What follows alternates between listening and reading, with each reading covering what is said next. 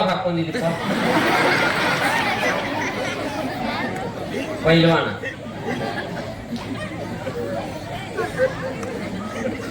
ಮನ್ಯಾನವ್ರು ಯಾವಾಗ ತೊಡಸಿದ್ರ ನಿನಗ ಸೈಡ್ ಬಂದ್ ಹಾಕೋದಿಲ್ಲ, ಮೇಲ ಮರು ಹಾಕೋದು ನಿನಗ ಅಂದ್ರ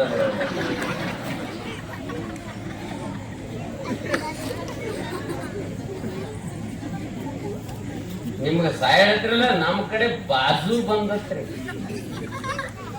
ಏನತ್ತಾರ ಅವಕ್ಕ? ಬಾಜು ಬಂದ. ನಾವ್ ಬಾಜು ಬಂದಂದ್ರ ಏನಂತ ರಸ್ತೆ ಎಲ್ಲ ಅವ್ರದ್ರಿ. ಹಿಂಗ್ ಹೊಂಟ್ರಂದ್ರ ಹಿಂದ ಮುಂದ ಎಲ್ಲ ಬಾಜು ಎಲ್ಲ ಬಂದ. ಏನ್ ಮಜಾ ಇರ್ಲಿ. ಎಲ್ಲಾ ಬಂಧನ ಅದರಿ ನಿಮ್ಗ. ಕಾಲ್ ಬಂಧನ ಅದರಿ, ಕೈ ಬಂಧನ ಅದ, ಬಾಯಿಲ್ಲ, ಎಲ್ಲಾ ಬಂಧನ ಅದ.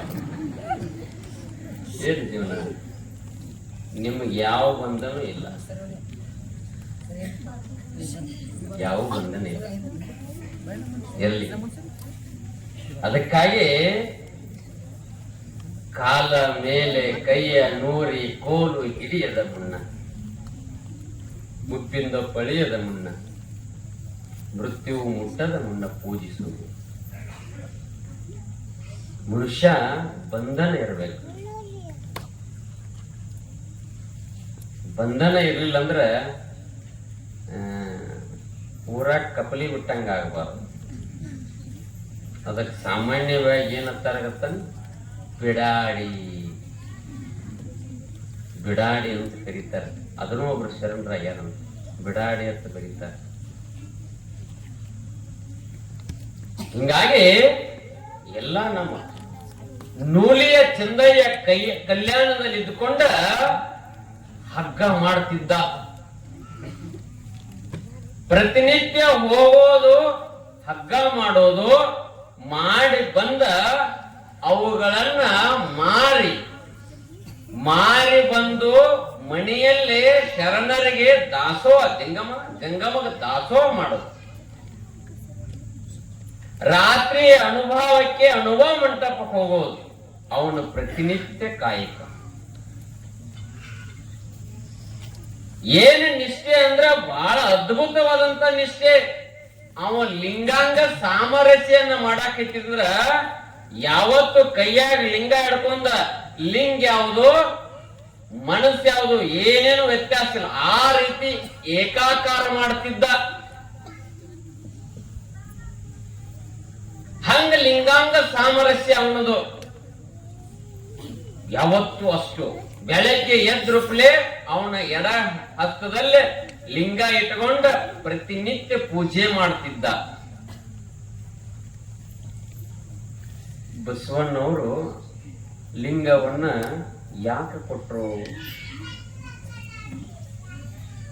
ಯಾಕೆ ಕೊಟ್ರಂದ್ರ ಆಗಿನ ಕಾಲದಲ್ಲೇ ಮಂದಿರದೊಳಗೆ ಎಲ್ಲರಿಗೂ ಪ್ರವೇಶ ಇದ್ದಿದ್ದಿಲ್ಲ. ಆಗಿನ ಕಾಲ ಹಂಗಿತ್ತು, ಯಾರಿಗೂ ಪ್ರವೇಶ ಇದ್ದಿದ್ದಿಲ್ಲ. ಹೀಗಾಗಿ ಬಸವಣ್ಣ ಯೋಚನೆ ಮಾಡಿದ, ನೀವು ಅಲ್ಯಾಕ ಹೋಗ್ತೀರಿ ಅಂತ ತಿಳ್ಕೊಂಡ ಲಿಂಗವನ್ನ ಅಲ್ಲಿರುವಂತ ದೇವರನ್ನ ಪ್ರತಿನಿತ್ಯ ನೀವು ಇಲ್ಲೇ ಪೂಜೆ ಮಾಡಿ.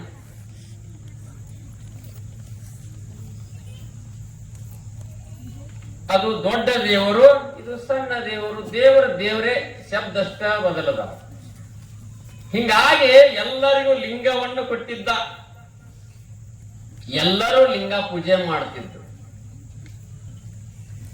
ಯಾರೋ ಮೇಲಿಲ್ಲ, ಯಾರೋ ಕೆಳಗಿಲ್ಲ. ಶರಣರಿಗೆ ಸಂಪತ್ತಿದ್ದಿದ್ದಿಲ್ಲ. ಬಸವಣ್ಣ ಹೇಳ್ತಾನು, ಕಲ್ಯಾಣದಾಗ ಶರಣರು ಹೆಂಗದಾರಂದ್ರ ಕೊಡುವವರುಂಟು, ಬೇಡುವವರೊಬ್ಬರೂ ಇಲ್ಲ. ಕಲ್ಯಾಣದಾಗ ಯಾರದಾರಂದ್ರ ಬರೇ ಕೊಡವ್ರದಾರ, ಬೇಡವ್ರೊಬ್ರು ಇಲ್ಲ. ಬಸವಣ್ಣ ಹೇಳ್ತಾನು, ಬೇಡುವವನು ನಾನು ಒಬ್ಬನೇ. ಏನ್ ಬೇಡಿರ್ಬೇಕ್ರಿ?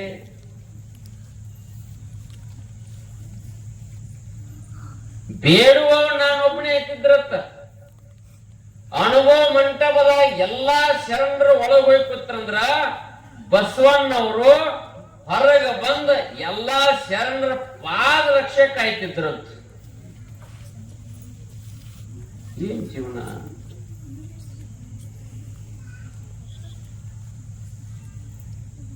ನಾವು ಕಾಲ್ ಹಚ್ಚ ನಮಸ್ಕಾರ ಸಕರ ಮಾಡೋದು ಬಿಟ್ಟದೀವಿ. ಕಾಲ್ ನಮ್ದ ಹತ್ತೈತಿ ತಿಳ್ಕೊಡ್ರಿ.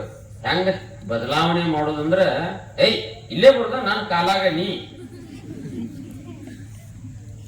ಸ್ವಭಾವ. ಬಸವಣ್ಣವ್ರ ಕೈ ಹಿಡಿದ ಒಂದೊಂದು ಪಾದರಕ್ಷೆಗಳನ್ನು ಸರಿಯಾಗಿ ಜೋಡಿಸಿಟ್ಟ ಕಾಯ್ಕೋತ ಕುಂಡಿರ್ತಿದ್ರು. ನೀವು ಎಲ್ಲೇರೆ ಚಪ್ಪಲ್ ಓದ್ ಬಿಟ್ಟು ಬಂದ್ರೆ ನಮ್ ಮನಸ್ಸು ಪ್ರೋಚಂದಾಗಿರಂಗಿಲ್ಲ. ಮೊನ್ನೆ ತಂದನ್ 500 ರೂಪಾಯಿ ಬಿದ್ದಾವ. ನಾವು ಓದನ್ ಬಿಟ್ಟಾನ, ಯಾವ ಓದನ್ ಬಿಟ್ಟಾನ ಅಂದ್ರ ಯಾಕ ಚಪ್ಪಲದ ಪ್ರವಚನ ಯಾವಾಗ ಹೋಗುದು?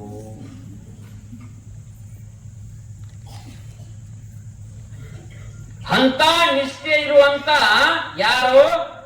ನೂಲಿಯ ಚಂದಯ್ಯ. ಬೆಳಗ್ಗೆ ಎದ್ರುಪ್ಲೆ ಪೂಜೆ ಮಾಡೋದು, ಅಂಬಲಿಯನ್ನು ಕುಡಿದು, ಗುಡ್ಡಕ್ಕೆ ಹೋಗಿ ಹುಲ್ಲನ್ನು ತರೋದು, ಕೊರೆದು ತಂದ ಒಣಾಕುದು, ಅದರನ್ನ ಹಸಿ ಮಾಡಿ ನೀರಲ್ಲಿಟ್ಟ ಹಗ್ಗ ಮಾಡಿ ಮಾರ್ತಿದ್ದ. ಮಾರುವಂತ ಕಾಯಕ ಅಂದಿದ್ರ 100 ರೂಪಾಯಿ ಕೊಡಾಕ್ ಬಂದ್ರ ತಗೊಂಗಿಲ್ಲ, ಒಂದೊಂದು ನಾಣ್ಯ ತಗೋಬೇಕತ್ತ. ಒಂದೊಂದು ನಾಣ್ಯ ತಗೋಬೇಕತ್ತ. ನೂಲಿಯ ಚೆನ್ನಯ್ಯ ಕೊನೆ ಇರುವಂತ ಜೀವನವನ್ನ, ನನ್ನ ಜೀವನೇ ಇದಕ್ಕಾಗಿ ಹೋಗಲೆ, ನಾವು ಪ್ರಪಂಚಕ್ಕಾಗಿ ಹೋಗ್ಲಿಕ್ಕೆ, ಪಾರಮಾರ್ಥಕ್ಕಾಗಿ ಬಹಳ ಕಡಿಮೆ. ಪ್ರಪಂಚ ಬಹಳ ಕೆಟ್ಟದ. ಹಿಂಗೆ ಇರುವತ್ನ್ಯಾಗ ಪ್ರತಿನಿತ್ಯ ಒಂದು ನಡೆದಿತ್ತು. ಗುಡ್ಡಕ್ಕೆ ಹೋಗೋದು, ತರೋದು, ಹಗ್ಗ ತಯಾರು ಮಾಡೋದು, ಅದನ್ನು ಮಾರಾಟ ಮಾಡೋದು, ಪ್ರತಿನಿತ್ಯ ಅನುಭವ ಮಾಡೋದು. ಅನುಭವ ಯಾರೂ ತಪ್ಪಿಸ್ತಿದ್ದಿದ್ದಿಲ್ಲ.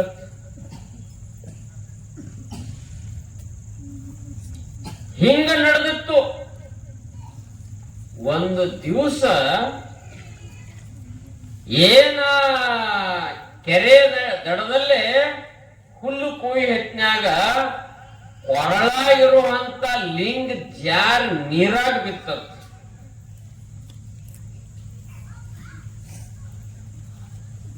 ನೂಲಿಯ ಚಂದ ಎಂದತ್ತ, ಇಟ್ಟು ದಿವಸ ನಿನ್ನ ಪೂಜೆ ಮಾಡೇನಿ, ಇವತ್ತು ಜಾರಿ ಬಿದ್ದಿ, ಇನ್ನು ಮುಂದೆ ನಿನ್ನ ಕಟ್ಟಬಂಗಿಲ್ಲ ಅಂದತ್ತ.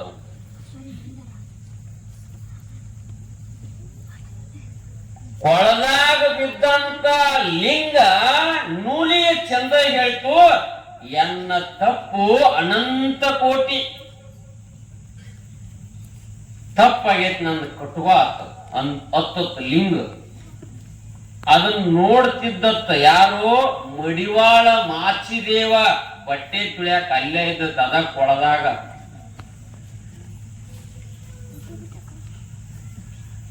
ನೀ ಒಮ್ಮೆ ನನ್ನ ಬಿಟ್ಟು ಹೋಗೇನಿ, ನಾ ಪ್ರತಿನಿತ್ಯ ಪೂಜೆ ಮಾಡೇನಿ, 2 ತಾಸು ನಿನ್ನನ್ನೇ ದೃಷ್ಟಿ ಇಟ್ಟು ನೋಡೇನಿ, ಮನಸ್ಸನ್ನ ಏಕಾಕಾರ ಚಿತ್ತದಿಂದ ನಿನಗೆ ಪ್ರತಿನಿತ್ಯ ಹೂವ, ಪತ್ರಿ, ಊದುವತ್ತಿ, ನೈವೇದ್ಯ, ಅಕ್ಷತ, ಗಂಟೆ ಇಷ್ಟೆಲ್ಲಾನು ಮಾಡಿ ನನ್ನ ನೀ ಬಿಟ್ಟು ಹೋಗಿ ಅಂದ್ರೆ ನೀನು ಎಂದೂ ನಾ ತಗೊಂಗಿಲ್ಲ, ಕೊಳ್ಳಾಗ ತಿಳ್ಕೊಂಡು ಬಿಟ್ಟ. ಕಲ್ಯಾಣದಾಗ ಒಂದು ನಿಯಮದ, ಅಂಗದ ಮ್ಯಾಲ ಲಿಂಗ ಇರ್ಲಿಲ್ಲ ಅಂದ್ರ ಅವತ್ತು ಪ್ರಾಣ ಬಿಟ್ಟಂಗತ್ತ. ಅಂಗದ ಮ್ಯಾಲ ಲಿಂಗ ಇರ್ಲಿಲ್ಲ ಅಂದ್ರ ಅವತ್ತು ಪ್ರಾಣ ಬಿಟ್ಟಂಗತ್ತ. ನೂಲಿಯ ಚಂದಯ್ಯ ಅದನ್ನ ಅಲ್ಲೇ ಬಿಟ್ಟು ಹೊರಟ, ಲಿಂಗ ಬೆನ್ನ ಹತ್ತತ್. ನೂಲಿಯ ಚಂದಯ್ಯನ ಮನಿ ಮಟ್ಟ ಲಿಂಗ ಬೆನ್ನ ಹತ್ತತ್. ನಮಗ್ ಲಿಂಗ ಬೆನ್ನ ಹತ್ತಂಗಿಲ್ಲ, ನಾಯಿಗಳು ಬೆನ್ನ ಹತ್ತವು. ಇವ್ ಮಗ ಬೇರೆದವ್ ಯಾವ ಬಂದಾನು. ಲಿಂಗ ಬೆನ್ನ ಹತ್ತು ಮನಿ ಮಠ. ನನ್ನ ತಪ್ಪಾಗೈತಿ, ಇದೊಂದು ಸಲ ಬಿದ್ದೇನೆ, ನನ್ನ ಕಟ್ಟುವ. ನೀವು ತಾಕತ್ ಶರಣರಿಗೆ ಶ್ರದ್ಧಾವಾನ್ ಲಭತೆ ಜ್ಞಾನ. ಭಕ್ತಿ ಎಷ್ಟಿತ್ತಂದ್ರ ಮಣಿಮಠ ಬೆನ್ನ ಹಚ್ಚಿದಾಗ ವಿಚಾರ ಮಾಡಿದ, ನಿನ್ನ ಕಟ್ಕೋಬೇಕಾಗಿತ್ರ ನೀನು ಒಂದು ದಿವಸ ಕಾಯಕ ಮಾಡ್ಬೇಕಂದತ್ತು ಲಿಂಗಕ್ಕ ಏನ್ ಹೇಳ ಕಾಯಕ ಮಾಡ್ತಾನತ್ತ ಲಿಂಗ. ಇವತ್ತ ಹೋಗಿ ಗುಡ್ಡಕ್ಕೆ ಹೋಗಿ ಹುಲ್ಲು ತಗೊಂಬ, ಕೊಯ್ಕೊಂಡ್ ಬಾ, ಒಣಗಸ್ ಹಗ್ಗ ತಯಾರು ಮಾಡಿ ಹೋಗಿ ಪೇಟೆಗೆ ಹೋಗಿ ಮಾರ್ಕೊಂಡ್ ಬಾ, ಆಮೇಲೆ ನಿನ್ನ ಕಟ್ಕೋತ ನಂದತ್ತ.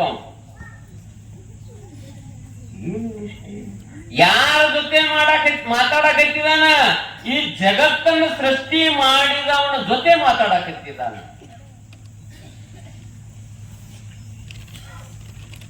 ಎಷ್ಟು ಒಂದು ನಿಷ್ಠೆ ಇರ್ತದೆ.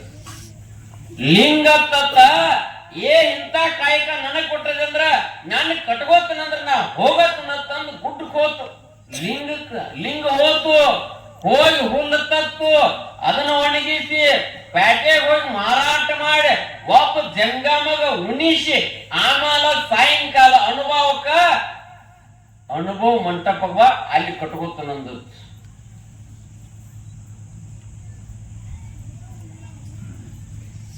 ಮಡಿವಾಳ ಮಾಚಿದೇವ ನೋಡ್ತಿದ್ದನ ಹೋಗಿ ಅನುಭವ ಮಂಟಪದಾಗ ಇರುವಂತ ಬಸವಣ್ಣವ್ರಿಗೆ ಹೋಗಿ ಹೇಳ್ದ, ನೂಲಿಯ ಚಂದಯ್ಯ ಕೊಳ್ಳಾಗಿನ ಲಿಂಗ ಬಿತ್ತು, ಲಿಂಗನ ಬಿಟ್ಟು ಬಿಟ್ಟಾನ ಹೇಳ್ದ.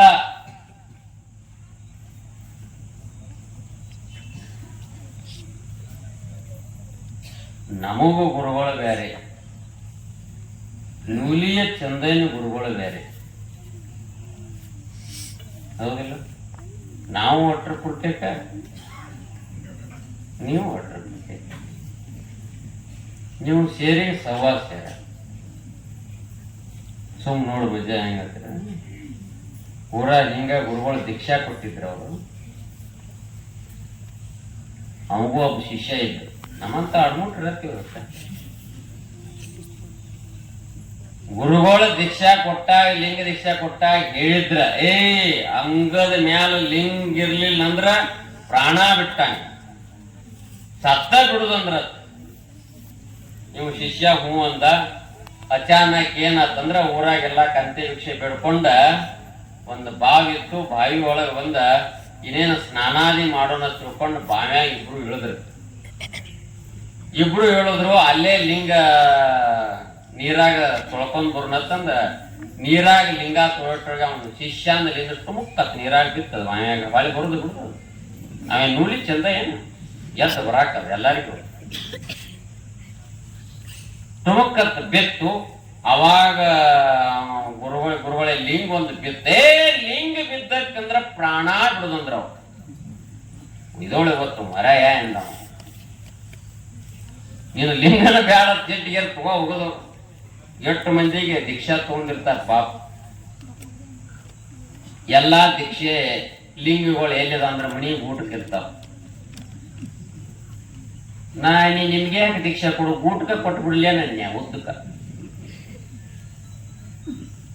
ತುಮಕತ್ ಏನ್ ನೀರಾಗಿತ್ತು ಓದ್ ಲಿಂಗ. ಲಿಂಗಾನಿ ಎದಿ ಅಂಗದ ಮೇಲೆ ಲಿಂಗ ಹೋಗೈತಂದ್ರ ನೀರ್ ಪ್ರಾಣ ಬಿಡುದಂದ್ರು. ಅವನ್ ಶಿಷ್ಯ ಧ್ಯಾನ ಇದ್ದಟ್ಟ ಅವಂದ ಗುರುಗಳ ಸಾಯಿದಂತೂ ನಿಶ್ಚಿತ ಅದು ಸಾಯ್ತನು. ನಿಮ್ ಲಿಂಗ ಪೂಜೆ ಒಂದು ನೋಡ್ಕೊಂಡ್ ಸಾಯ್ತನಂದ. ಆಯ್ತಳ ತಂದು ಮ್ಯಾಲ ಕೂತ್ರು. ಅವ್ರ ಗುರುಗಳಿಗೆಲ್ಲ ಚಿತ್ರಾಸನ ಹಾಸಿದ. ಪೂಜೆ ಕೂತ್ರು. ವಿಭೂತಿ ಅಭಿಷೇಕ ಎಲ್ಲ ಹೂವ ಪತ್ರಿ ಉದುಬತ್ತಿ ಎಲ್ಲಾ ಬೆಳಗ್ಗೆ ನೈವೇದ್ಯ ಏನೇನು ಬೆಳೆದ್ರು ಗಂಟಿ ಬಾರ್ಸಾಕೈತ್ರು.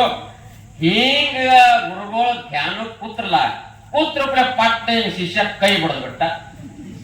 ಮ್ಯಾಲ ಕೂತಿದ್ರು ಕುಂಬಿ ಮ್ಯಾಲ ತುಮುಕ್ಕತ್ ಅವ್ರದು ನೀರಾಗಿ ಬಿತ್ತು. ಧ್ಯಾನ ಅಲ್ಲಿಂದ ಏನ್ ಹೋಗ್ತದೆ, ನೀರಾಗಿ ಹೋಗಿಬಿಡ್ತಾರು.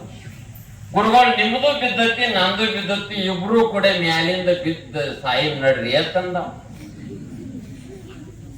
ಈಶ್ವರ ಹಂಗ ನೀವು ಅಟ್ಟ ಇರತ್ರಿ, ಸೇರಿ ಸವಾ ಸೇರಿ ನೀವೆಲ್ಲ ಹಗರಿರ್ತೀರಿ. ನಾವ್ ಒಬ್ಬನ ಸೈದಾಕಿದ್ರು ನಿಮ್ಗೂ ಬಂತು ಪಾಳೆ. ಗುರುಗಳು ನೀವು ಮೊದಲು ಜಿಗಿದ್ರು ನನ್ ಕೈ ಹಿಡ್ಕೊಂಡು ಇಬ್ರು ಕೂಡ ಜಿಗಿನೋ ಅಂದಾವ್. ಯಾವಾಗ ಹಂಗ ಬತ್ತು ಅವಾಗ ಗುರುಗಳು ಅಂದ್ರ ಚಿಲ್ಲಾಗ 2 ಲಿಂಗದವು, ನೀವೊಂದು ಕಟ್ಕೋ ನನಗೊಂದು ಕೋಳ ಅಂದ್ರ.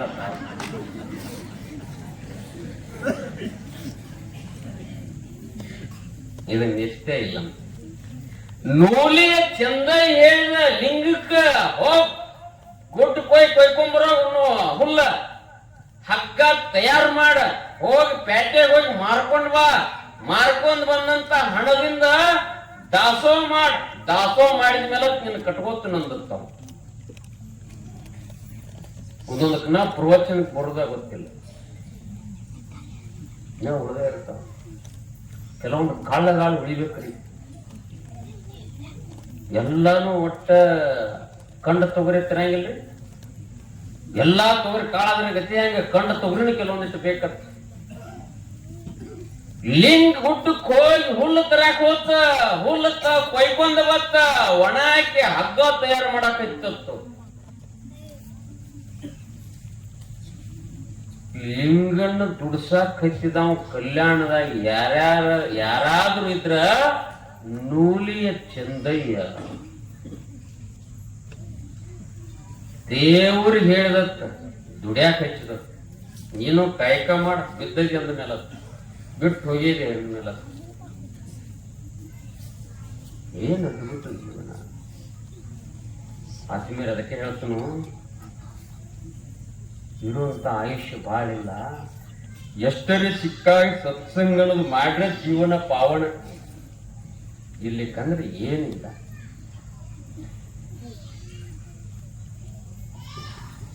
ಹಾಳು ಗಾಡಿ ತೊಳೆದಂತ ಜೀವನ ಅನ್ನೋದು. ನೀವು ಎಷ್ಟು ತೊಳೆದ್ರು ರಾಡಿನ ಬರೋದು ಹೊರತ ಏನೂ ಬರೋದಿಲ್ಲ. ತದ್ರ ನಿಶ್ಚಿಂತವಾಗಿ ಒಂದು ತಾತರೆ ನೀವು ಬರೇ ಪ್ರವಚನಕಾರ ಹೇಳ್ತಿದ್ರತ್ತೊಬ್ರ ತಂತ್ರ ಏನಂತ, ನೀವು ಪ್ರವಚನಕ್ಕೆ ಬರೋದರೆ ಮಾಡ್ರೆ ನಿಮ್ಮನ್ನ ದೇವ್ರ ಕಡೆ ಕರ್ಕೊಂಡು ಹೋಗುವಂತ ಶಕ್ತಿ ನಾ ಮಾಡ್ತಾನತ್ತಿದ್ರತ್. ನೀವು ಬರೋದರೆ ಮಾಡ್ರಿ ಹಂಗಿತ್ತು. ಸುಮ್ ನೋಡಿ, ಸುಮ್ಮನೆ ನಿಮ್ಗೆ ನಡಬಾರಕ್ ಒಂದು ಘಟನೆ ಹೇಳ್ತಾನ. ಒಬ್ಬ ಸನ್ಯಾಸಿ ಮನೆಗೆ ಭಿಕ್ಷಕ್ ಬಂದ.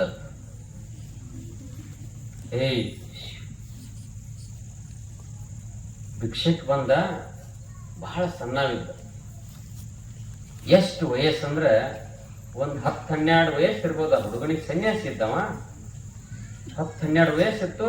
ಭಿಕ್ಷಕ್ ಬಂದ್ರೂಪ್ಲೆ ಭಿಕ್ಷಾಂದೇಹಿ ಅಂತಂದ. ಮನೆಯೊಳಗಿರುವಂತ ಸಸಿ ನೀಡಾಕ್ ಹೊರಗೆ ಬಂದಳು. ಸ್ವಲ್ಪ ಲಕ್ಷ ಕೊಟ್ರೆ ಬಹಳ ಅದ್ಭುತ. ಅದು ಬಹಳ ಅದ್ಭುತವಾದ ಘಟನೆ. ಸೊಸಿ ಮನೆಯೊಳಗಿಂದ ನೀಡಾಕ್ ಹೊರಗೆ ಬಂದಳು. ಹೊರಗೆ ಬಂದ ತಕ್ಷಣ ಆ ಸೊಸಿ ಒಂದು ಪ್ರಶ್ನೆ ಕೇಳಿದಳು, ಇಷ್ಟ್ಯಾಕ್ ಬೇಗ ಬಂದರಿ? ಸ್ವಲ್ಪ ಅರ್ಥ ಗೂಡಾರ್ತೈತ್ರಿ, ಅದ್ರಾಗ ಸ್ವಲ್ಪ ವಿಚಾರ ಮಾಡ್ಕೊಳ್ಳಿ. ನಾ ಅವಕಾಶ ಐತಿ. ಹೊಸ ಕಥೆ ಹೇಳಕತ್ತಿಲ್ಲ, ನೀವ್ ಎಷ್ಟೇ ಸಲ ಕೇಳಿರ್ತೀರಿ ಇವನ್ನೆಲ್ಲ. ಸುಮ್ಮನೆ ನೆನಪಿಸ್ಕೊಡ. ಇಷ್ಟ್ಯಾಕ್ ಬೇಗ ಬಂದರಿ ಅಂತ ಸೊಸಿ ಕೇಳಿದ್ರು. ಆ ಸನ್ಯಾಸಿನ ಸುಮ್ಕೊಂಡಿರ್ಬೇಕ ಹುಡುಗ. ಯಾರನ್ನೋ ವಯಸ್ಸು ಕೇಳಬಾರದತ್ರಿ.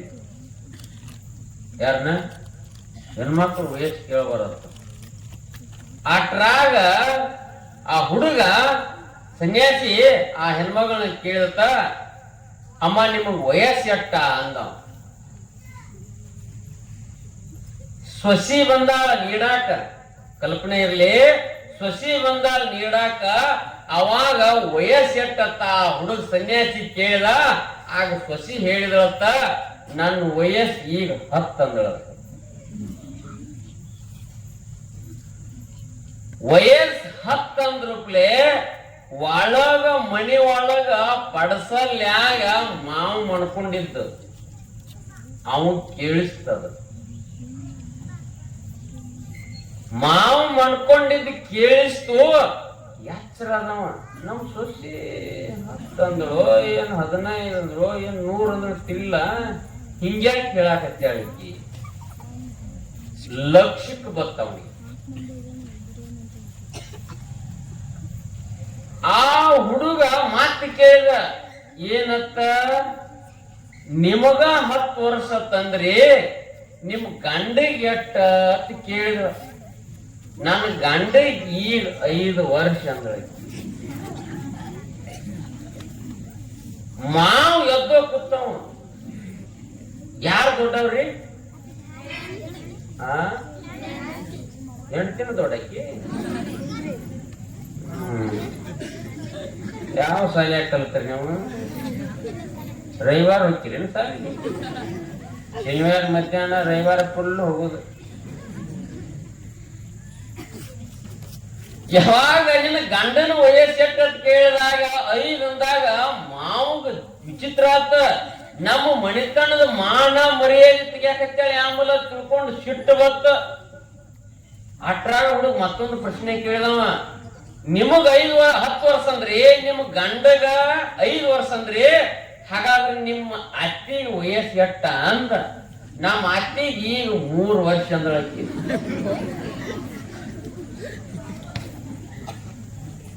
ಇಟ್ಟೇನು 3 ವರ್ಷ ಅನ್ಗುಡ್ದಾಗ ಒಳಗಡೆ ಇರುವಂತ ಒಂದು ಬಿದ್ರ ಬಡಿಗಿನ ತಗೊಂಡವ. ಸನ್ಯಾಸಿನ ಮೊದಲ ಭಿಕ್ಷುಕ ಸನ್ಯಾಸಿನ ಮಾತಾಡಿಸಬಾರ್ದು, ನೀಡಿ ಕಳಿಸ್ಬೇಕಟ್ಟ.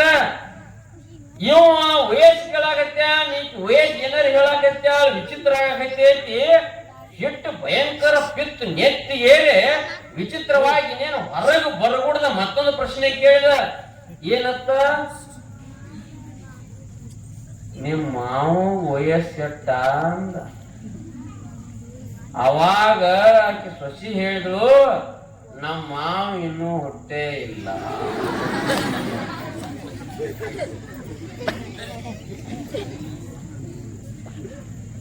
ಇಟ್ಟೇನಂದ್ರಿ ಒಳಗಿಂದ ಹೊರಗ ಬಂದ. ಅಟ್ರ ಇವ್ ಸನ್ಯಾಸಿ ಭಿಕ್ಷೆ ನಿಡ್ಕೊಂಡ ಹೋಗಾಕ ತಯಾರಾಗಿದ್ದ.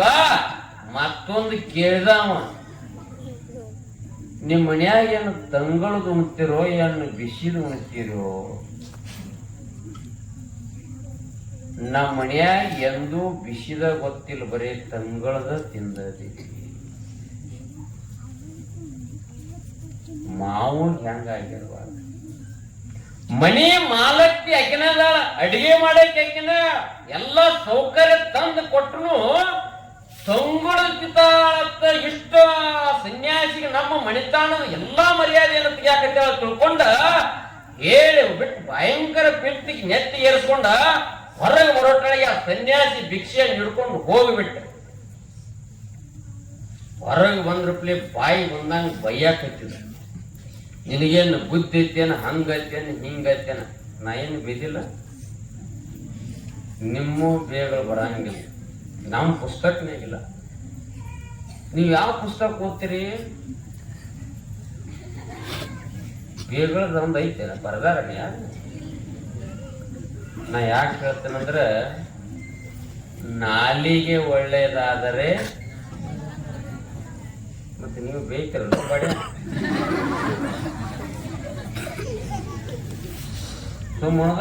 ಏನು ಘಟನೆ ನಡೀತು. ಭಾರಿ ಸಿಟ್ಟು ಕ್ರೋಧಾಗ್ನಿದಿಂದ ಜ್ವಾಲಾಗ್ನಿ ಕುದಿತಿತ್ತು. ಹೊರಗ ಬಂದು ಕೇಳಿದ, ಆ ಸನ್ಯಾಸಿನೇ ಏನ್ ಕೇಳಿದಿ? ಇಷ್ಟ್ಯಾಕ ಬೇಗ ಬಂದದೈತಿ, ಏನ್ ಕೇಳೋದ ಅವಶ್ಯಕತೆ ಐತಿ? ಅವನಿಗೆ ಕೇಳಿದ. ಅವನ್ ಕೇಳಿದ ಮೇಲೆ ನಿನಗ ವಯಸ್ಸು ಕೇಳಿದವ, ವಯಸ್ಸು ಎಷ್ಟಂತ ಹೇಳಿದಿ? 40 ವಯಸ್ಸದಾವ, ಮಕ್ಕಳದಾವ, ಶಾಲೆಗೆ 10ನೇ ಹೋಗುವಂತ ಮಕ್ಕಳದಾವ. ಈಗ ಬರೀ 10 ವರ್ಷ ಅಂತ ಹೇಳಿದಿ. ನಿನ್ನ ಗಂಡಗ 5 ವರ್ಷ ಅಂತ ಹೇಳಿದೆ. ನಿನ್ನ ಗಂಡ 50-60 ವರ್ಷ, ಅವನಿಗದಾವ 10 ವರ್ಷ, 5 ವರ್ಷ ಅಂತ ಹೇಳಿದೆ. ನಿಮ್ ಮಾತಿಗೆ 70ರಿಂದ 80 ವರ್ಷ, 3 ವರ್ಷ ಅಂತ ಹೇಳಿದೆ. ನಾ ನಿನ್ನ ಕಣ್ಣಾಗ ಕಾಣಲಿಲ್ಲ, 6 ಫೂಟ್ ನಿಂತಾನೆ ಅಂದವು. ಮಾವನ ಹುಟ್ಟೆ ಇಲ್ಲ ತಂದೆ. ನಮ್ಮ ಮನ್ಯಾಗ ಎಂದು ತಂಗಳನು ಶಬ್ದ ಗೊತ್ತಿಲ್ಲ, ಪ್ರತಿನಿತ್ಯ ನೀನ ಬಿಸಿದು ಮಾಡ್ತಿದಿ. ನಮ್ಮ ಮನ್ಯಾಗ ತಂಗಳದ ಬಿಟ್ರೆ ಬೇರೆ ಶಬ್ದ ಇಲ್ಲ, ಬಿಸಿದು ತಿನ್ನಂಗಿಲ್ಲ ಅಂದೆ. ಆಕೆ ಸೊಸಿ ಬಾಳ ಧ್ಯಾನ ಐತೆ. ಸೊಸಿನ್ ಮಾಡ್ಕೊಂಡ್ರೆ ಇಂಥ ಸೊಸಿನ್ ಮಾಡ್ತಾರೆ.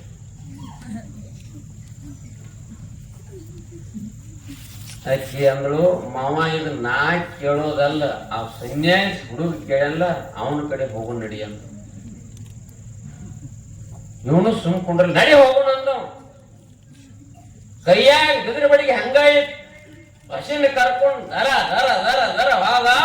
ಅಟ್ರಾಗ ಊರ್ ಹೊರಗಡೆ ಒಂದ್ ಕಾಡಿನ ದಂಡಿಗೆ ಒಂದ್ ಸಣ್ಣ ಕುಟ್ಟಿರದ ಈ ಹುಡುಗಿದ್ದ ಭಿಕ್ಷೆಯನ್ನ ಏನು ನೀಡಿಸ್ಕೊಂಡಿದ್ದ ಅದನ್ನ ಬಕ್ರಿಯನ್ನು ತಿನ್ನಾಕತ್ತಿದ್ದ.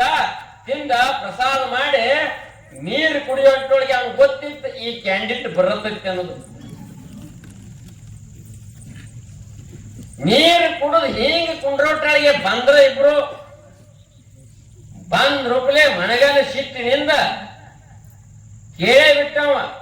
ಏನತ್ತ, ನನ್ನ ಸೊಸಿ ಇಷ್ಟ್ಯಾಕ ಬೇಗ ಬಂದಾರ ಅಂತ ಕೇಳಿದ. ಯಾಕಂತ ಕೇಳಿದ,